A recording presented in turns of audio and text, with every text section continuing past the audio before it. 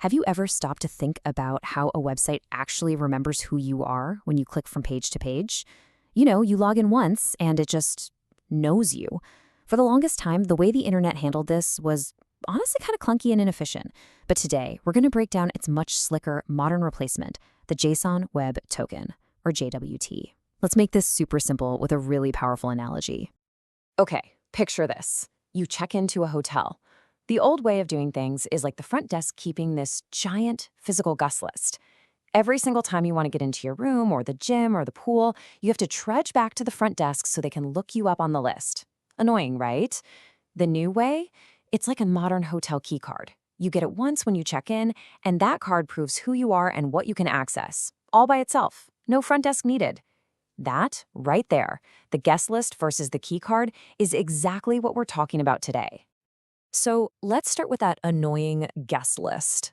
This is genuinely how the internet handled logins for decades. And trust me, understanding why it was such a pain is the key to really appreciating the genius of what we have now. Now, this guest list method has a technical name, a stateful session, and it's called stateful for a pretty simple reason. The server has to hold the state, or, the memory of every single person who's logged in. When you log in, the server literally makes a note in its memory that says, okay, user number 123 is logged in. Then it hands your web browser a little ticket, and you have to show that ticket with every single click you make. And this is where the whole system just completely falls apart at scale. I mean, imagine a website with millions of users. The server would need a gigantic amount of memory just to keep that guest list. And what happens when the site gets so popular, you need to add a second server to handle the traffic? Well, that new server has absolutely no idea who's on the first server's guest list. It makes growing your service a total nightmare. The bottom line is, it's slow, it's expensive, and it just doesn't fly on the modern web. So, if that guest list idea is so broken, what's the answer? Well, it's this incredibly elegant and efficient solution that's basically like being issued your very own digital passport, the JSON Web Token. The JWT approach is the exact opposite of the old way. It's called stateless, and the reason why is beautiful. The server no longer needs to hold your state because you do. Instead of the server keeping a list with your name on it, it just gives you a secure token that has all the proof it needs. You carry your own proof of identity. This one sentence, this pretty much sums up the entire genius of this system. When you log in, the server creates your passport. It puts this special tamper-proof signature on it, hands it over to you, and then completely forgets the transaction ever happened. It just wipes its memory.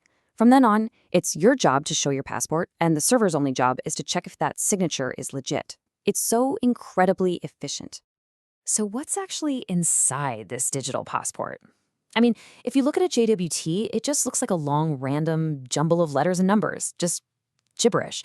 But it's not random at all. It actually has a super clear and logical structure that's actually pretty easy to break down. Yep, that's it. Every single JWT in the world is made of these three distinct parts, and they're just separated by two little dots. You've got a header, a payload, and a signature. Each one has a critical job to do. Let's take a look at each piece. First up is the header. The easiest way to think about this is like the cover of your passport. It doesn't have your personal data. It just holds some basic info for the server telling it two things. Hey, just so you know, this is a JWT. And, by the way, here's the cryptographic algorithm I used to sign it. It's basically the instruction manual. Next, we get to the really interesting part, the payload. This is like the main data page inside your passport. It contains what we call claims about you, stuff like your user ID, your name, and, really importantly, your permissions or your role, like whether you're a regular user or a powerful admin. But, and I really need you to hear this, we have to pause for a huge security warning. The data in the payload is encoded. It is not encrypted. And that is a massive, massive difference. Encoding just makes the data safe to send over the internet, but anyone who gets their hands on your token can easily decode it and read everything inside like it's plain text. So here's the takeaway. Never, ever put truly secret stuff like a password or a credit card number in the payload. Seriously. And finally, we get to the most important part for security. The signature. This is the magic. This is the secret sauce. Think of it as that unforgeable, tamper-proof, holographic seal on your passport. The server creates this by taking the header, the payload, and mixing them together with a secret key, a sort of password that only the server knows. This is the whole reason the system is so secure. So how does that seal actually stop someone from faking a passport? This is the cool part. Let's walk through what would happen if a hacker tried to forge one of these, just to see why it's so tough to beat. Okay, so a hacker seals your token. Easy enough. They decode the payload and see your role as just user. So they think they're being clever, and they change that word user to admin to try and give themselves God mode access. Then they send this newly forged token back to the server. But this is where they hit a brick wall. The server gets the token, it looks at the hacker's fake payload, and it tries to recalculate the signature using its own secret key. And of course, the signature it calculates does not match the original signature on the token. The seal is broken. The server knows instantly it's a fake and just slams the door shut. Access denied. Without that secret key, it's mathematically impossible to create a valid signature for the fake data. Game over. All right, JWTs are clearly powerful, they're clearly secure, but that doesn't mean they're the perfect solution for every single situation. Just like any tool, you gotta know when it's the right one for the job. So when does this digital passport really shine? So where do you see JWTs out in the wild? Well, for things like modern mobile apps or complex systems built out of lots of tiny microservices, they are fantastic because they're totally self-contained. But for something like a super high security banking app or any time you might need to ban a user instantly, the old school session method is actually better. And why is that? Well, a JWT is valid until it expires on its own. You can't just easily cancel it from afar.